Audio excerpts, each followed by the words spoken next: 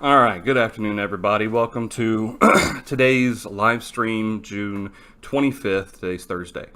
Um, First of all, before we get started, I want to apologize for going over last night for our Bible class. For whatever reason, during the class, I guess I was in a train of mind of what our normal class period was like. I was thinking, 7, 45 ish, and then have our hymns and be done by 8. And I had, for whatever reason, in the process of doing the class, I forgot that I generally end at 7:30 and then have our hymns and end around 7:35. So we did go a little bit long last night. It wasn't on purpose. It never is, but it wasn't like I was conscious of the fact that we're still doing class and we're 15 minutes overtime. It wasn't in my brain. So I am going to start setting an alarm so that it'll go off to inform me, hey, here's when your 10 minutes is up. Hey, here's when your 30 minutes is up.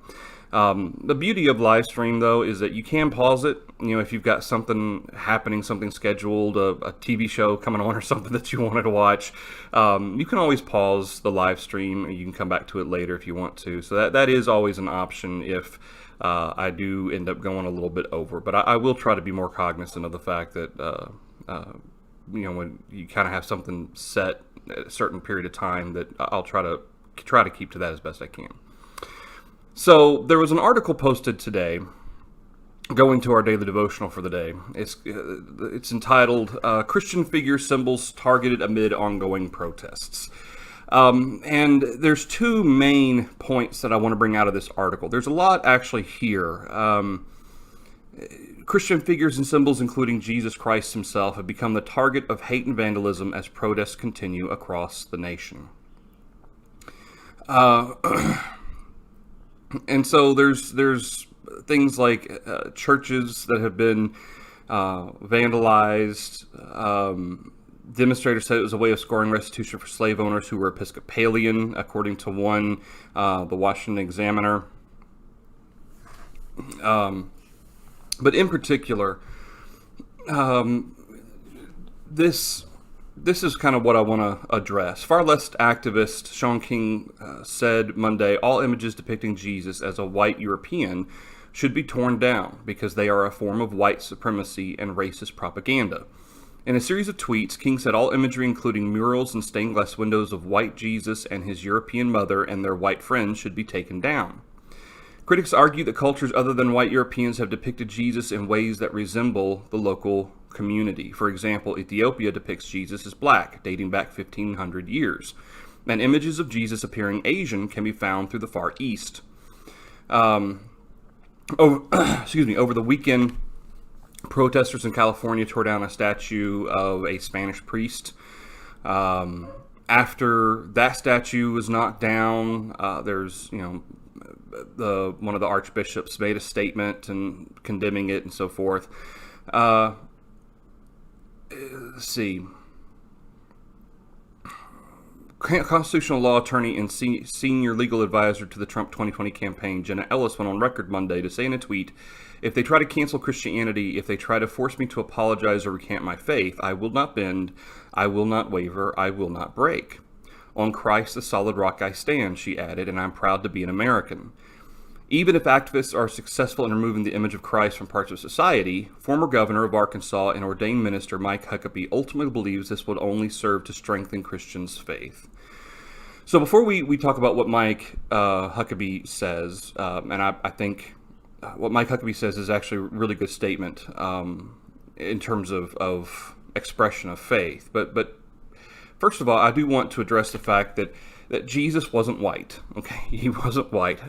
He was from that region of Judea. His skin would have been olive-skinned. Okay, he would have been more of an olive complexion, and would have looked like people from that region. And so certainly in the ways in which Jesus has been depicted, no matter whether he's black or white, that's not what he looked like, and in terms of skin color. Now, certainly even in terms of facial features and so forth, obviously the way he's often depicted in movies going all the way back to the 60s, he's always depicted as kind of being this very handsome, long-haired man.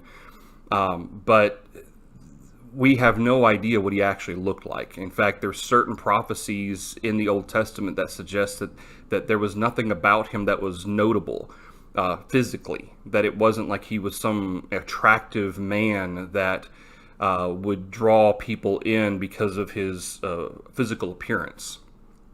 So all of the paintings, all of the statues, all of these depictions are obviously, first of all, not accurate. Okay, certainly Jesus wasn't white, he wasn't black, he was olive-skinned, and that's certainly an important point to make. But then notice the statement from Mike Huckabee. He says, you can take down the images and the art of depicting Jesus, but you can never take the true spirit of Jesus Christ out of the lives of his followers. And historically, under oppression and persecution, the true faith begins to show even more dramatically. It's because in the midst of darkness, light becomes more obvious. And so I thought that was an interesting statement, especially the latter half of that statement, that yes, historically under oppression and persecution, true faith it separates the pretenders from the true believers. And certainly it kind of puts more of a contrast, as he says, because in the midst of darkness, light becomes more obvious. And that is true. And that's a good point to make. So certainly from the perspective of standing for the truth and being aware and willing to suffer oppression and persecution, if that's what it comes to, we should be willing to do that. But I kind of wanted to focus a little bit mainly on the depictions of the images and the statues of Jesus. Because that's kind of the main thrust of this article is how that those are being targeted specifically.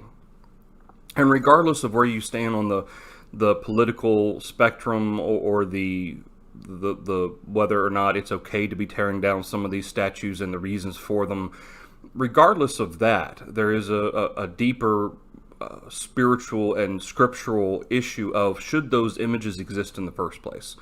And so I kind of want to draw your attention a little bit to Exodus chapter 20 and in verse 4. And of course, Exodus chapter 20 is giving of the Ten Commandments, and certainly the giving of the law here in Exodus chapter 20, as well as Deuteronomy chapter 6.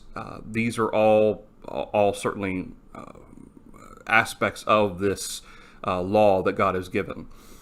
So he says in verse 3, you shall have no other gods before me. Obviously, there are no other gods. This is a reference to idols. You shall have no idols. You shall serve no idols.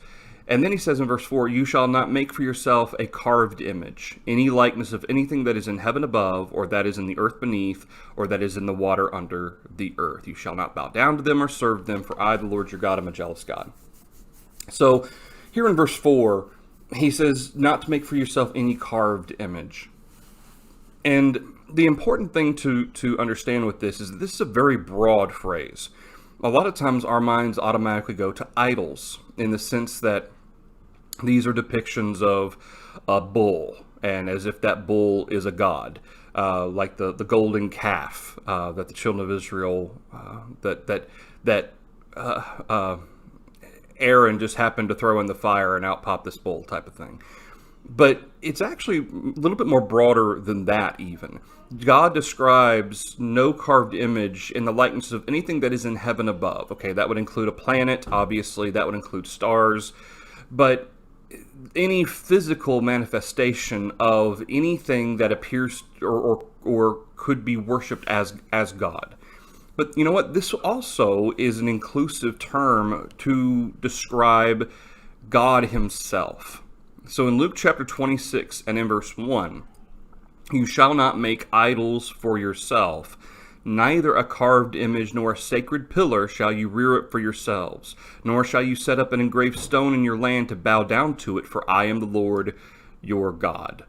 So notice that idols is defined differently here than just a carved image, because he describes idols and carved image, God does, as being two separate things. Carved image, they could carve an image of their depiction of Jehovah and bow down to it as if they were bowing down to Jehovah. Not a quote-unquote false god, they're worshiping Jehovah. But it's a carved image of their thought process of this is who Jehovah is. And in that way, in doing so, that became itself an idol, even though it was supposed to depict Jehovah. And this was a problem in Israel, that it wasn't just the Baals and the Ashtoreths and these false gods that kind of began to have an influence from Canaan, or for that matter, anything left over from the Egyptian culture that they left. But there was also the temptation, because all these other cultures had something physical connected to their God. There was this effort to connect something physical to Jehovah. And in doing so, I mean, throughout the Old Testament, obviously, there's continual concerns about these references to these other gods, or even Jehovah. He says, "You shall not make for yourself a carved image." And of course, this is very similar to the same thing that was mentioned in Exodus chapter 20. And certainly Deuteronomy chapter 6 and verse 4, verse 5, "You shall love the Lord your God with all your heart, with all your soul, with all your strength." And I say all of this to say that with this article, understand that even though these are depictions of Jesus and of the apostles or whatever, these can be and are just as much of a graven image as the graven images of whatever the Israelites would have used to describe Jehovah. And these became major issues for Israel down the road. In fact, God said, no holy pillars, nothing that you would bow down to as if God is contained or represented in this whatever this construct is, whether it's a pillar. Monuments were different. Monuments weren't supposed to be representative of God. They were simply a memorial. When you look at this memorial that has been established, it helps us to remember this is what happened here, or this is what God has done for us. But setting up some sacred boulder or a sacred pillar or some image of Jehovah or anything like that is meant to depict God or be something that this is our means by which we worship God, that was to be wrong, and that was sinful. And even in the New Testament, obviously these things carry through into the New Testament as well. There are certain symbols of Christianity. Think about the cross, okay? And in a lot of modern, well, I say modern churches, a lot of cathedrals and so forth, you have Jesus on a cross hanging there. This look of pain in his eyes and so forth. And people, they go into these places and they take a knee before this cross or before this image of Jesus and they pray. And I know that the argument is, well, this helps us to think about Jesus. This helps to put us in the right frame of mind. Yet God told Israel they don't need those things, and they shouldn't need those things to put them in the right frame of mind. So if our mind is right, if our attitude is right, we don't need to have symbols to remind us of who we are. We don't need to have these images of Jesus to remind us of who we are and what we're supposed to be doing. And when we pray, we don't need to have to look at an image, a false image, an image that man has concocted in his imagination to depict Jesus. That is not something that, first of all, we should have to have. And second of all, God doesn't want us to have those things. Now, again, I'm not suggesting or saying that it's right for people to be tearing down symbols of Christianity. But my point is that there's a deeper issue here for us, an application here for us as Christians, of understanding that whether we agree or disagree with people attaching some sort of racial connotation or whatnot to these Christian images, quote unquote, that these are things that true followers of Christ, first of all, don't need and shouldn't need, because those things are the very, very issue that Israel itself had to deal with, that God himself had to warn, do not make images like this. Because ultimately, no matter what your starting purpose or your thought process is in doing it, it can become and does become a source of idolatry. It becomes a source or an object by which worship is offered. And that is not to be the case. That's not why. Otherwise, when we take the Lord's Supper, we should lower down a cross in the middle of our communion, so that when we're taking the Lord's Supper and we're taking the bread and the fruit of the vine, we can actually look at Jesus hanging on a cross. that should be perfectly fine if what this is all describing. It should just bring to our minds this is what Jesus went through. But that's why we talk about an eye of faith, and that's why both in the Old and New Testaments, God's people are a people of faith, and they understand what it is they're doing because it's in their heart and it's in their mind. It's not something that they have to physically see. And certainly, as I said, these things can become objects of worship, or objects by which worship is made, and that's not what God wants.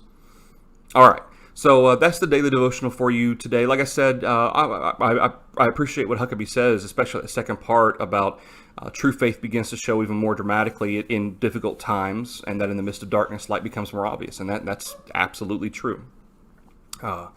But we obviously don't need the images and art depicting Jesus, and we shouldn't need those things. All right, so that's where we'll end our daily devotional. Remember, tomorrow, Friday, we'll have another daily devotional at 6:30, and then Sunday we'll have our 10 a.m. worship for our members at the Wichita Falls congregation, and then at 1 p.m. we'll have our live stream with our Bible study talking about the qualifications of elders, and then we'll have a sermon and our hymns for Sunday as well at 1 p.m. All right, everybody, thank you very much for joining us today. Y'all have a good night.